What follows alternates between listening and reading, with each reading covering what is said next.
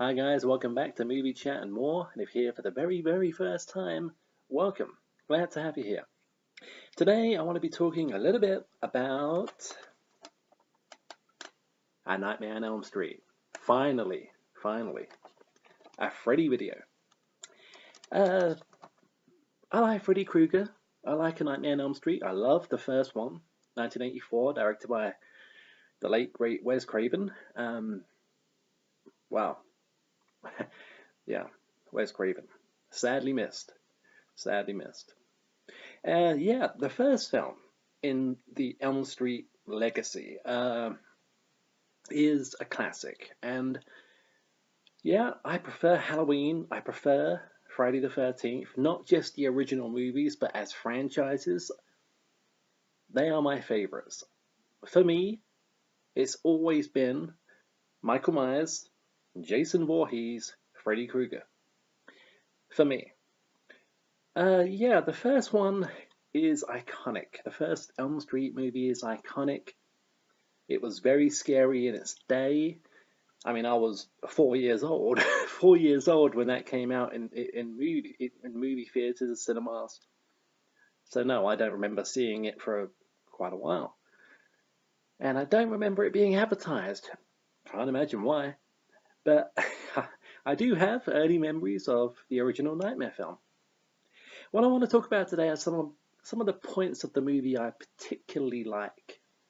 The opening scene where we see Freddy Krueger making the iconic glove with the razor fingers, and I love that scene. No, I'm not sure if it's an iconic scene, but for me, it's one of the best scenes in the entire series. Freddy making his glove. You know, the glove became, some would say, bigger than Freddy himself in a way. I mean, it's great. It's a great scene. I enjoy that scene a lot. Every time I watch A Nightmare on Elm Street, which isn't that often, but when I do watch it, I love that opening scene, that opening sequence, Freddy making his glove. Talking of Freddy, I like how Wes Craven got the idea for this particular villain. He was a kid, and he looked out of his bedroom window, I believe. He looked out of a window, and he saw a guy who was in a pretty bad way. He could have been homeless. I think he was a homeless guy, down on his luck, downtrodden, whatever you want to call it. And he had a long jacket on. You're probably thinking, Freddy doesn't always wear. Does Freddy wear a long jacket? What's this dude talking about? Bear with me. Anyway, I think he had the sweater on, the green and red Freddy sweater, and the hat. And as little Wes Craven was looking down at this guy, he happened to turn around and look directly up at Wes Craven. And it scared the hell out of little Wes. It scared the hell out of him. This guy, I think he may have had a couple of scars on his face as well. He had the hat, he had the sweater. That was in later years, obviously, when Wes Craven made A Nightmare on Elm Street. That was his inspiration, as you may or may not know, as to what Freddy looked like, or looks like, I should say. So yeah, that's the inspiration. I like that story. I think that's a cool story. I do have some notes on this one, guys and girls, because like I say, even though this is an icon, I mean, the box set alone, I mean, this box set it's not one of those cheaply designed ones. If I show you, you may own this. Comment down below and let me know what Elm Streets you own, if any. Nightmare on Elm Street, the original, and each disc, I like this. Each disc, you see that? Make you see that properly. Obviously, Fright Night. That's a film I do want to talk about a different time, but the original Fright Night. Nightmare on Elm Street Part 2, Elm Street Part 3 and 4 and so on. Great box set, good to have. I like owning this. Even though I don't watch it that often, I like owning the box set. The Ultimate Collector's Edition.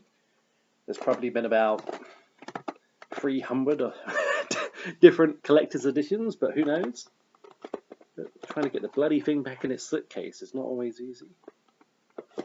That'll do. Yeah, what else? Let's see. What else do I love about the first Freddy film? The opening scene, obviously, is brilliant. I am looking down at my notes. I'm not cheating. I am looking down at my notes. Yeah. Well, there you go. Special effects. Special effects in this film, yep, bloody, gory, but very realistic. As far as this, within the context of a nightmare film, within a film where the murderer, the killer, the villain, actually kills you in your dreams, in your nightmares, that's scary. And the way they did it, I don't think they used any CGI. I mean, we're talking 1984. So if there was CGI, and there probably was to a certain extent, yeah, there was. But it wasn't used a lot in A Nightmare on Elm Street. This was directing and filmmaking at its best. They didn't need all that crap. They used makeup, special effects, they did funny things with the cameras to make you think you're seeing something that's not really there, but of course it's there, but you know what I mean. Horror without CGI will always be the best horror. Bar none. In my humble opinion. Yeah, so I love the way they did that. Tina's death scene in A Nightmare on Elm Street. I mean, now that is iconic. That is legendary. And it's one of my favorite scenes in the entire film. And we don't see Freddy that much during Tina's death because, okay, we see him under the covers while she's having the nightmare. And yeah, we do see Freddy, but he's in the darkness. You don't see him full on. He's there, but in the real world, he's not. In Tina's nightmare, she's being murdered by this guy. And yeah, and then of course it goes completely batshit crazy. And we see Tina being dragged around the ceiling, down the wall, across the wall, and the blood is smearing all over the place. For someone who's not massive on gore, I really love that scene. That's one of my favorite scenes in the entire franchise. And comment down below, guys, and let me know what you think of Tina's death scene. To me, it's fantastic. The way it was shot, the way it's directed, the cinematography, the sound, the music, everything about that scene I love. Tina's death scene. And there are other scenes after the death of Tina where she appears back at Nancy's school. Nancy being the main protagonist in this movie, played by Heather Langenkamp. I always get that name messed up. Heather Langenkamp? I think I'm pronouncing that right. Hopefully. Yeah. There is a scene where Heather Langenkamp is Nancy, let's just call her Nancy, yeah? Is in school and she's having a nightmare and she sees her dead friend, Tina, in kind of like a zip-up see-through body bag or whatever the bloody thing is, and bloody being the operative word there. Yeah, it's quite a gory, creepy scene. One of the creepiest in the movie, for me. Yeah, and she's saying something to Nancy. I can't remember what it is. Like I say, my movie reviews are not movie reviews. They're just chats. Movie Chat and More is just a place to enjoy chatting and about mostly movies and every now and then other things. But mostly movies, yeah. And we do have some new subscribers. I want to thank you very much for that. Thank you very much for subscribing to Movie Chat and More.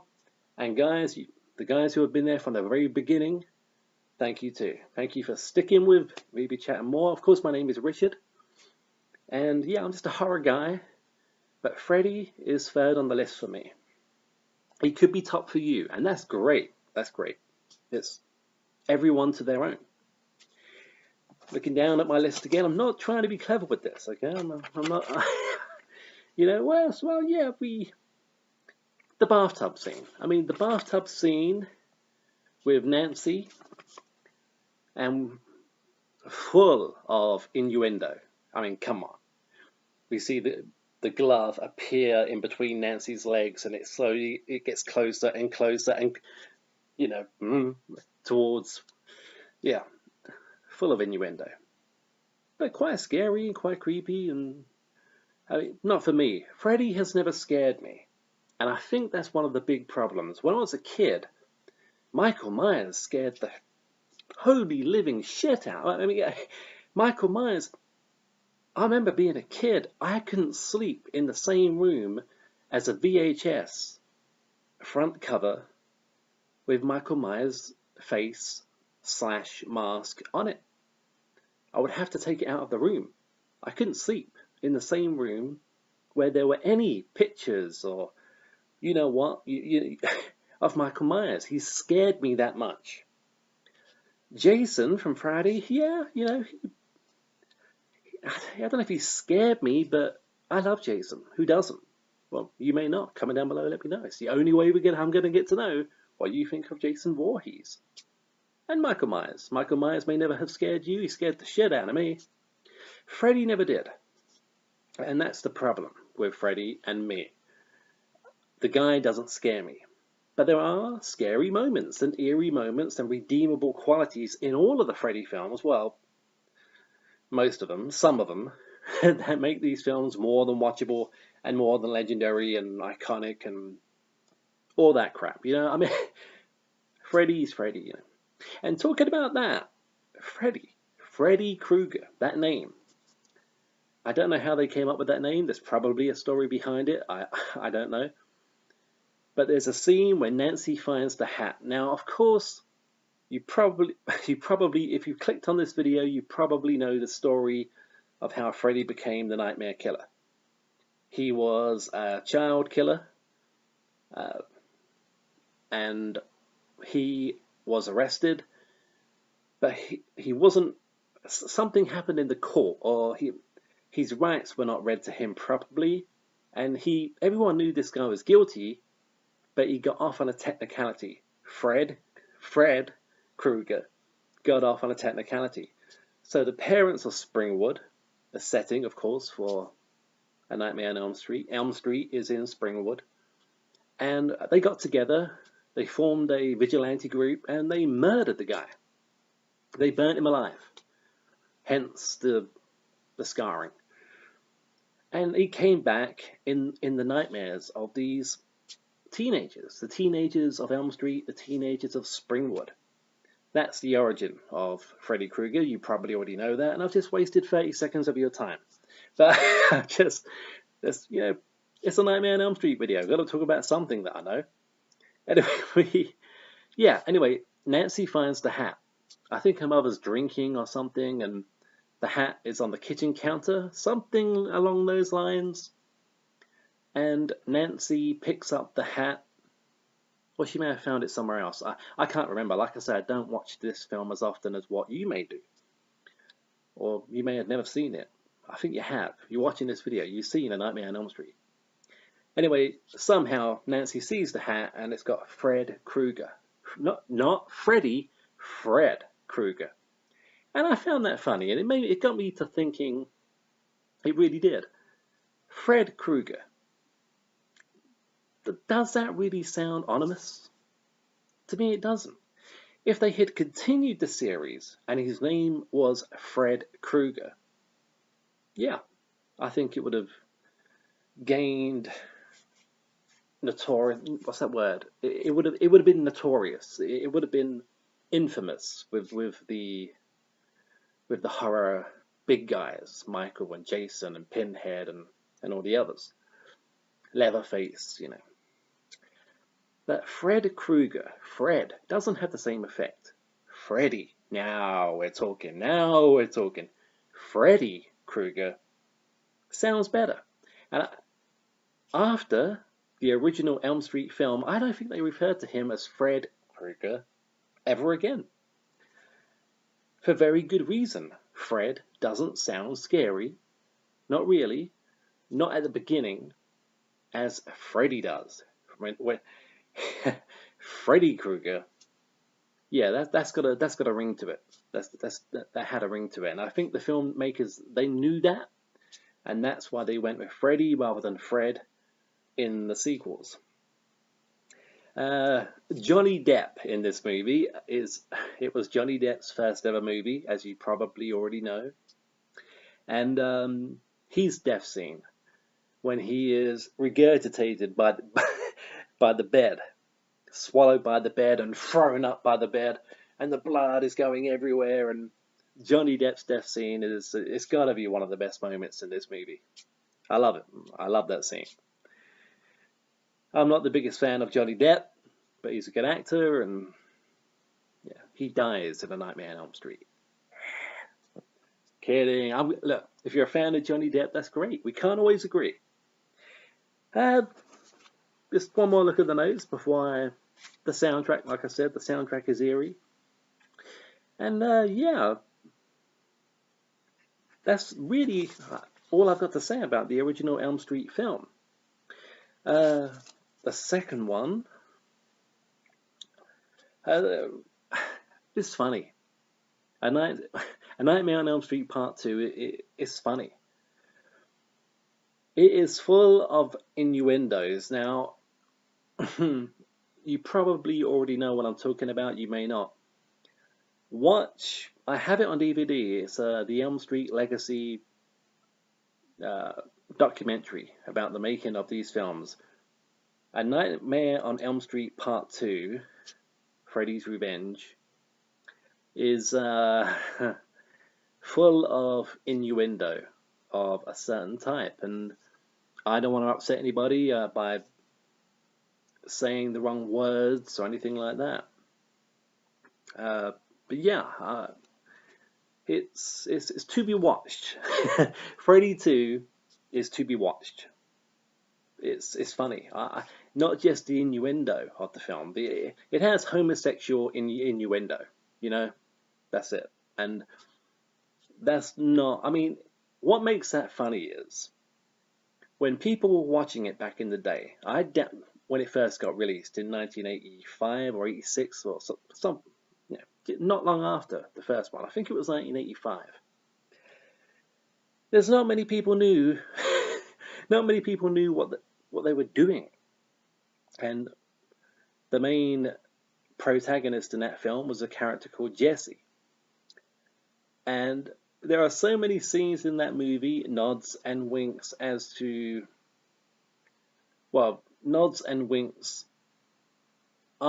us, the audience, is about Jesse's sexuality. And the way it's handled today would be considered probably very distasteful. The way it was handled back then, back in the 80s, back in the mid-80s, was done in a way that was I can't find the right words. I really can't. I mean, it's not like me to run out of words, but yeah, I mean, you probably know what I'm talking about. If you're a fan of Freddy, you're a fan of Nightmare on Elm Street, you clicked on this video, you know what I'm talking about when it comes to Part 2. Part 3, Dream Warriors, is Wes Craven came back, not to direct the movie. I think he was an executive producer of Nightmare 3, Dream Warriors. Great soundtrack, by the way. Dokken, Dream Warriors, brilliant song. That was a strong entry in the franchise. Then it went completely nuts. Nightmare 4 and 5. Okay, they both have redeemable qualities and they're okay. I think after number 5 we had Freddy's Dead. I can't believe I ever used to like that film, because I watched it a few months back, and yeah, it's just as bad as many YouTubers say, and many other people, and the even hardcore Nightmare on Elm Street fans. I haven't really met one yet who's a fan of Freddy's Dead. If you are, comment down below and let me know. I'd love to know what you think of Freddy's Dead. Do you hate it? Do you love it? Have you not seen it? Let me know. After that came Wes Craven's New Nightmare, 1994, 10 years after the original Elm Street film. Now this was a clever film, very clever very clever film. What they did, they brought Freddy into the real world. Now, what I mean by that is the actors from the previous films, Heather Langenkamp is in this film as Heather Langenkamp. She plays herself. And we see her on talk shows, and Robert Englund is in this film as himself. He does put the Freddy makeup on at one point, and he invades the talk show that Heather Langenkamp is on, and he comes running down the stairs. He's in the audience. He's ready for Freddy, and it's fun. It's fun. Then it takes a bit of a serious turn, and Heather Langenkamp's son, her little boy, is traumatized by Freddy Krueger, and Wes Craven is in this film, obviously, as himself, as Wes Craven. And there are many scenes I love in Wes Craven's New Nightmare. See, they brought Heather Langenkamp and others mostly have nightmares about Freddy Krueger, but in this one, Freddy doesn't look like a comic book character, as he very much did in like Freddy 4, Freddy 5, and especially Freddy's Dead. In Wes Craven's New Nightmare, he looks scary again, and this time I mean, even now, when I watch Freddy in that film, he looks pretty damn scary. The mask is different. The thumb has a razor, whereas in the original Freddy films, I don't think the thumb did. And it's mechanical. It's a mechanical glove, a hand. His hand is basically a robot hand, kind of. And yeah, the makeup looks good again. And he has the long jacket. Remember earlier on when I was talking about what Wes Craven was thinking of when he came up with the idea of what Freddy should look like? He has the long jacket that Wes Craven saw the guy outside his window when he was a kid, and it scared him. He scared him, I should say. Yeah, and the hat, I think, is a slightly different shade of brown. It's darker. It could even be grey. Freddy looks different in this film, but he looks cool. And I was 14 years old when that film came out, and I still remember to this day people saying, spoiler alert, by the way, if you haven't seen it, why couldn't it have ended with a Freddy v Freddy climax? It didn't. Well, basically because it would have been Robert Englund versus this demonic Freddy Krueger. And the reason they have for Freddy coming into the real world is because they stopped making the Freddy films, and the spirit, somewhat, kind of Krueger got pissed off with this and summoned a demon. I don't know the ins and outs. I haven't seen it that much, but somehow there's a demon, and the demon is Freddy. Or at least the demon takes the guise of Freddy Krueger, because someone has got pissed off with them not making Freddy films anymore. So Wes Craven, within the film, is a movie within a movie, you know? Wes Craven is writing a new film, and he wants Heather Langenkamp to be in it. He wants Robert Englund to be in it. Robert Englund? Yeah. And it's a movie within a movie, and it's great, and it's my favorite apart from the original. Sometimes I think it's on a par. Now, I'm not saying it's as iconic as the original Nightmare film. How could it be? But I really like Wes Craven's New Nightmare. So for me, if I were to have a Krueger night, it would be number one, number two. No. It would be number one. Number two, maybe, actually, because, like I said, it's not really scary. There are a couple of creepy moments in it, but it's not really scary. Not to me. It may be to you. And that's great. That's great. Anyway, it would be Freddy 1, number 3, Dream Warriors, which I think is great.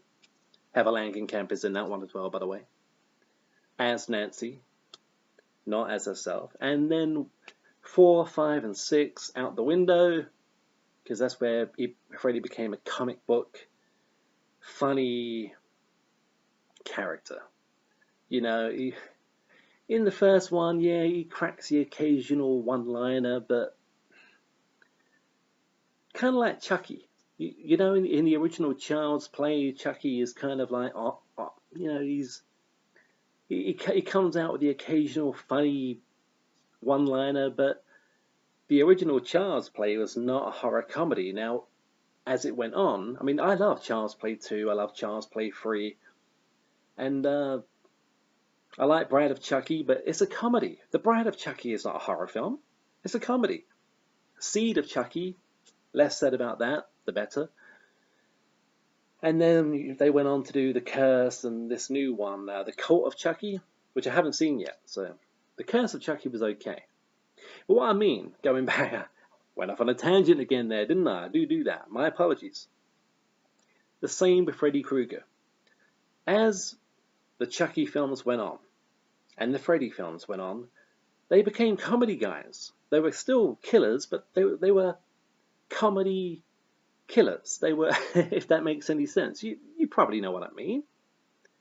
So they weren't scary anymore. They weren't even trying to be scary. I mean, there are some certain scenes. There's one scene in, I think it could be Freddy 5. Could be 4. But if I had to have money on it, I would say it's Freddy 5. Where one girl is having a nightmare and she's on a beach. And Freddy shows up on the beach wearing shades. Nothing wrong with shades. I love shades. But really, Freddy Krueger showing up in this girl's nightmare on a beach, you know, it went completely off the boil. I think to like those films, Freddy Krueger has to be your favorite horror movie icon. Because there's a place in my heart for those films, for Freddy 4 and Freddy 5. Freddy's Dead, Part 6. I can't watch that. Not again. It's just terrible. Absolutely awful. Anyway, guys, I'm going to leave it there. I hope you've enjoyed the video. I've enjoyed making it. I always do enjoy talking to you guys. I'm going to be back real soon, hopefully, maybe within a week. And Halloween is close. Very, very close now. September 16th, as of when I'm making this video, UK time. Just over a month away before Halloween 2018 hits cinema screens. Oh my god. Gonna be cool. Gonna be cool. Yeah, so there's my Freddy video. I can't imagine me doing another one. I may do. I haven't really talked about the remake of A Nightmare on Elm Street very much because I wouldn't know what the hell to say. I have it on Blu-ray, but I don't.